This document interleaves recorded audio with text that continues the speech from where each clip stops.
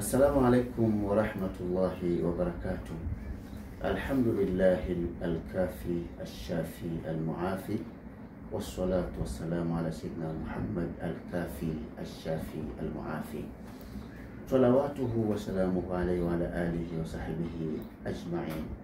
Naam, mpenzi mtazamaji wa channel yetu ya Tawalan Online TV, ni kwa muda mrefu sana hatujawa hewani kutokana na changamoto mbalimbali. Tunaomba radhi kwa hilo, lakini tunaamini kwamba bado wewe ni mpenzi mkubwa wa channel ya Tawalan Online TV. Na channel hii, kwa wale ambao ni wageni katika channel hii inahusiana sana na kutoa somo muhimu sana katika elimu ya tiba tunaloita ajaib wa gharaib asrari Qur'an, kwa maana maajabu na siri zilizojificha ndani ya Qur'an al-Karim. Kwa maana unatakiwa uitumie Qur'an al-Karim kwa ajili ya kutibu maradhi yako, lakini pia kuendeleza maisha yako ya kidini, kidunia na kiakhira.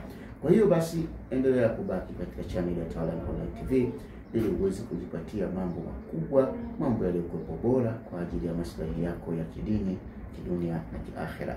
Ndugu yangu, baada ya kumshukuru Mwenyezi Mungu Subhanahu wa Ta'ala na kumtakia rehema Mtume Muhammad sallallahu alaihi wasallam, leo tumeona pia tukuletee somo linalosemekana kwa jina la ajaib wa gharaib asrari Qur'an, maajabu na mambo mageni usiyoyajua katika maajabu ya Qur'an al-Karim.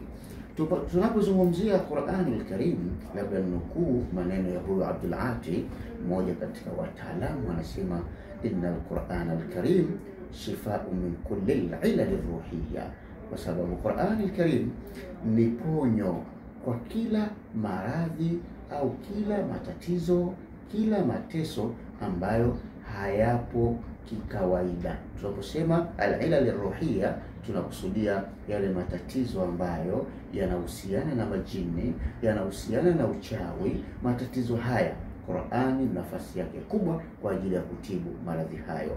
Lakini pia akasema al-ilal ar-ruhiyya wal badaniyya, na maradhi ya kiroho na maradhi ya kimwili. Tunaposema maradhi ya kiroho, pia tunamaanisha kutengeneza imani, kuondosha hasadi, kutengeneza upendo na mambo kadhaa. Qur'ani inafanya kazi hiyo. Tunaposema maradhi ya kimwili, hapo tunazungumzia macho yakiwa na kusumbua, masikio yanasumbua, alhasili kichwa, matatizo ya meno, matatizo ya tumbo na kadhalika. Katika mwili wa mwanadamu, Qur'ani ni nafasi kubwa ambayo ukiitumia inaweza kukuondolea matatizo hayo. Ndio maana bingwa huyu Abdul Hati anasema wa watibul qulub wa dawauha, anasema hii Qur'ani hii ni tibul qulub, inatibu mioyo ya mwanadamu, inatibu. Kwa hiyo wale ambao wana shida ya maradhi ya moyo, basi Qur'ani ni sehemu kubwa ya kuweza kutibu tatizo hilo. Lakini pia anasema wa afiyatul abdan wa shifauha, hii ina kazi Qur'ani ya kutibu miili, yani mwili wa mwanadamu wowote unatibiwa kwa kupitia Qur'ani al-Karim. Kuna baadhi ya watu eti wanauliza Qur'ani al-Karim mbona haifanyi operation? Kama Qur'an Karim inatibu kila maradhi, mbona kuna operation, mbona kuna kadha, mbona kuna kadha? Ni kwa sababu tu hujaitumia Qur'an al-Karim kwa siri zake. Hayo maradhi ambayo unaona hayaondoki bila operation, basi maradhi hayo ukitumia Qur'ani vizuri unaweza ukatibika bila hata kutumia operation. Kwa mfano, sasa hivi watu wanafanyiwa operation ya uzazi, lakini ukisoma Qur'an Karim inasema thumma sabila yassara. Angalia Qur'ani inavyosema thumma sabila yassara. Mwenyezi Mungu anasema njia ya kutokea mtoto Mungu alishaifanya wepesi. Sasa kwa nini imekuja uzito mpaka inafikia mtoto anakuwa mkubwa, mtoto kafanyaje, mtoto kafanyaje? Kwa hiyo kuna mambo mengi ambayo hujaifuatilia Qur'ani Karim katika mwongozo wake, ndio maana mpaka inafikia watu sasa hivi wanatoka katika kujifungua kwa kawaida na kuenda katika mfumo huo. Lakini kama tungeitumia Qur'an kama ilivyojieleza yenyewe, inna hadha al-Qur'an yahdi lillati hiya aqwam. Qur'an al-Karim imeeleza yenyewe kwamba hii Qur'ani inaongoza katika njia iliyo sawa sawa. Kwa hiyo usije ukajijibu mwenyewe kwamba Qur'ani imeshindwa.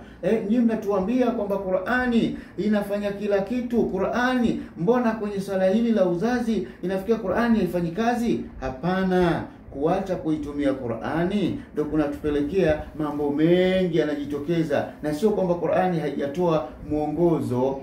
Kwa sababu kwa mfano katika Qur'ani Mwenyezi Mungu anasema inna fil an'ami la ibra, katika hawa wanyama kuna mazingatio. Sasa hebu kawachunguze wanyama wanajifungua kwa operation. Ushawahi kuona wanyama wanajifungua kwa operation? Isipokuwa wanyama ambao wanafugwa na binadamu. Lakini wale wanyama wanaoishi wenyewe maporini, kwenye misitu, hawajifungui kwa operation. Je, kwa nini wale wasijifungue kwa operation?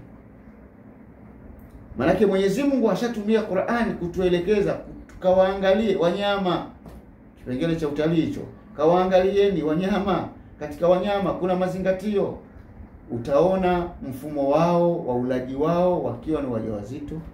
Alafu angalia mfumo wako binadamu wakati wa ujauzito.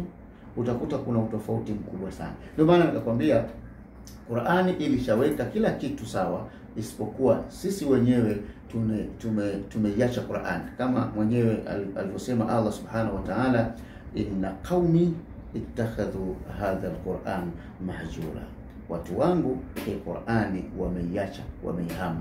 Wabillahi tawfiq, wassalamu ala man ittaba al-huda.